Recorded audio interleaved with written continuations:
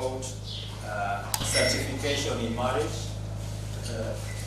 On Sunday we learned that if there is a virtue that God really instilled in individuals in marriage is patience. Marriage teaches you patience very, very, very well. So I just want to briefly touch, and then we'll have Pastor come and minister to us. He's very ready.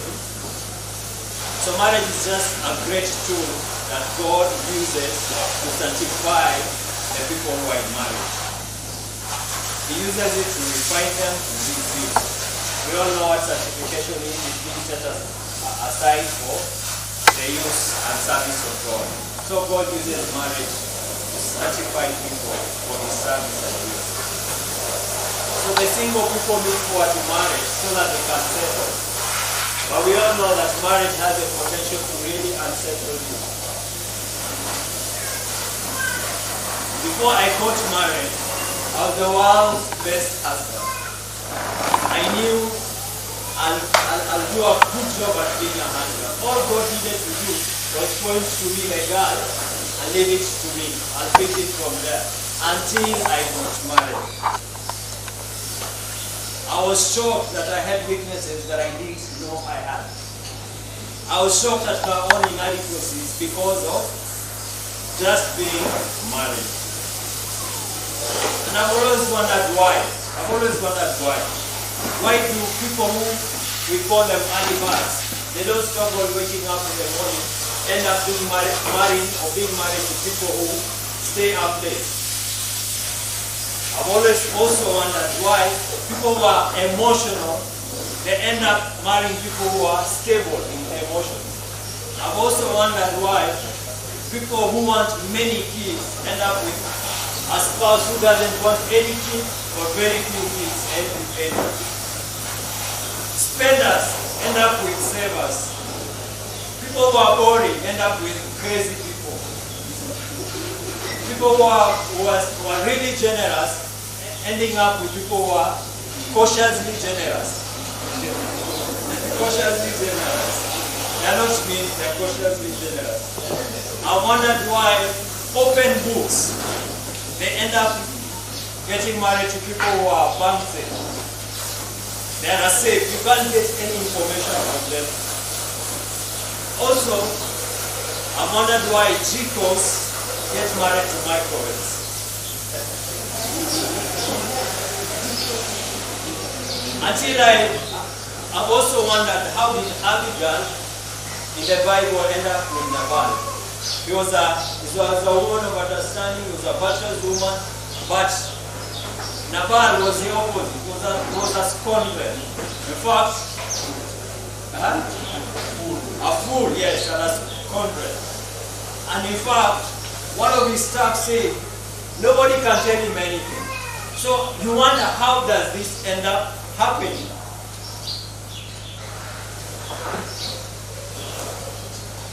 I think this explains why we have mismatched couples.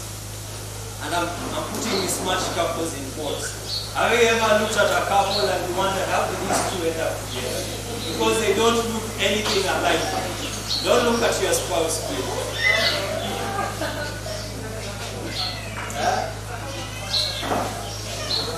Mommy is saying it's a common factor with all marriages. And I think that's why love is blind. Love is blind during the period of courtship. You don't see the other person, the red flags that you're taught to look for. You don't see them. But the moment you step into marriage, marriage restores sight. All of a sudden you see things that you were not seeing before you got married. And I think I have an answer. Maybe I'm wrong, but I think I have an answer. I think the reason why this happened is because God is intending to sanctify people in marriage. He's intending to use your spouse to deal with the issues that you think you don't have. First of all, by bringing them to the floor, and then walking with you, alongside you, to help you become a better person. Just like I mentioned earlier about me, I thought I would be the best husband ever there is, until I got married. And in Genesis chapter 2 verse 18, God said it's not suitable for man to be alone, and making a helper suitable or a helper meet for him. Different translations, they say suitable for him, meet for him, helper as a complement. I'll make the woman to be an authority corresponding to him. Another version says a companion for him who is corresponding to him. The God's Word translation says, I'll make a helper who is right for him. But the Hebrew word for suitable is actually, in Hebrew, is eza genekto. And the literal meaning is a helper against him. The literal Hebrew meaning, I have a Hebrew scholar with you. You either agree with me or disagree with me. But the literal meaning means, I will make him a helper against him. So, if you ever wondered why your wife or your husband is always in opposition to you, it's because God made a woman to be a helper against the man. To what end? To sanctify the man. And in the process, the man to be also to sanctify the wife.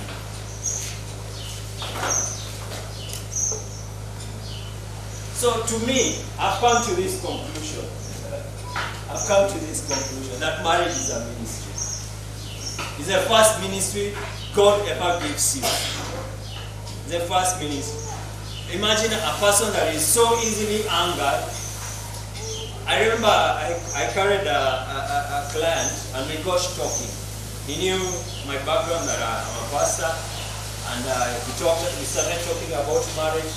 And then he asked me, now what happens to people who, let's say it's a lady, she has no idea how to be a homemaker. She has no clue. She even doesn't know how to cook. What happens to people like this who are clueless? I gave him an answer that did not come from me. I believe it came from God. I told him this hopeless girl is, number one, loved by God, was created by God. It's God that gave him or her the personality that she has. So God is not caught by surprise about her. And then secondly, she did not choose the family to be born into in the first place. Because most of the difficulty is having not to be a suitable wife is because maybe their upbringing was wrong. So God is fully aware of those facts. And such people, they end up with the best and the nicest of men. They end up with the most understanding men, the most capable men, the most men who are very well to teach them and walk with them. Like I've heard of so many cases where the husbands are the ones who teach the wife even how to cook. Why is this so? Because God is intending ministry, marriage to be ministry. You minister to each other. You help each other. Imagine a case whereby you have two people who are extremely generous getting together in marriage. The children will go hungry. They will walk in tatters. Something like that. There has to be a balance. God matches two opposite people so that they can sanctify each other and have one harmonious marriage. So, please, I'm just giving an encouragement to us, is that let's embrace our spouses.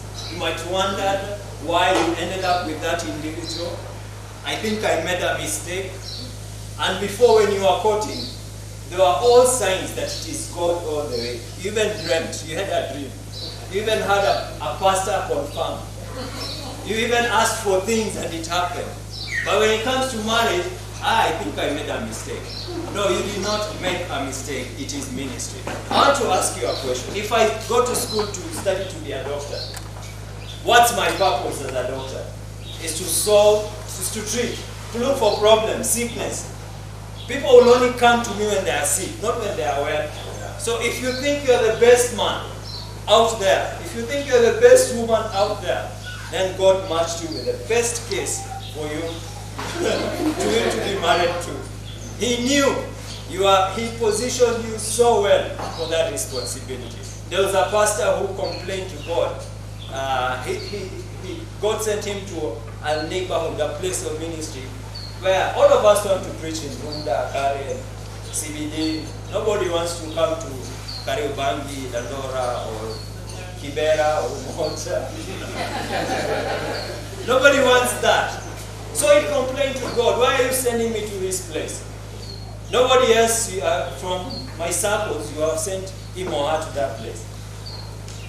Because in himself he thought he was it. He was the best there is. He was the top of the cream among ministers. And then God told him, I send my best to the people who need me the most. So if you are my best, then it should be okay to go to these people who appear to be the least deserving, because that's what the love of God is about. So that's the key of marriage, and I want to encourage you, embrace your ministry in marriage. Embrace your ministry and do it. On Sunday we say that patience is to be able to endure tough circumstances without complaining, without murmuring, and with joy, to do it with joy. So embrace your spouse with joy. Amen? Amen. So tell your spouse, I embrace you with joy. I am graced to be your husband or to be your wife. And I will do that job. I wish Andrew was here. But I've been informed he's coming. You know how crazy Andrew is. Okay, Mom says she has done that job well. We only pastor can know if it is true or not. Andrew is a crazy man. He will say things that are just crazy. But Jen just flows with him. He's a crazy man. But when you visit them in their house, Andrew will say something that we will think this surely has to offend her. But she's happy and she will even contribute to the job. So let's embrace our ministry. Let's embrace our sanctification. Amen? So at this point, I would like to invite Pastor. And as he comes, let's stand and let's honor him.